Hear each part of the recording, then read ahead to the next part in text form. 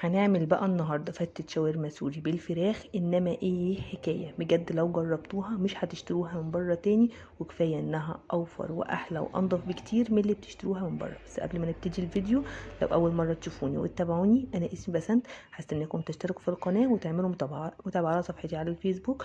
ولو عجبكم الفيديو يا ريت تعملوا لايك وشير، ويلا بينا نبتدي الوصفه. اول حاجه معانا نص كيلو من الفراخ من البانيه متقطعه شرايح صغيره، هنحط عليها كده رشه من الكاري، ونفضي عليها كمان كيس كامل من توابل الشاورما من بتاعه كنور. التوابل دي بتحتوي على مكونات معينه، اللي مش متوفر عنده كيس التوابل ده هكتب لكم في صندوق الوصف ان شاء الله المكونات بتاعتها. هضيف كمان عليها شويه من الملح، شويه من الزيت، شويه من الخل، وبقى نقلبهم كويس جدا، وبنركنهم لمده ساعتين كده على جنب لغايه ما تشرب التتبيله بتاعتنا. بعد ما بتشرب التتبيله بنجيب بقى حله على النار، بنحط فيها قطعه من السمنه او قطعه من الزبده،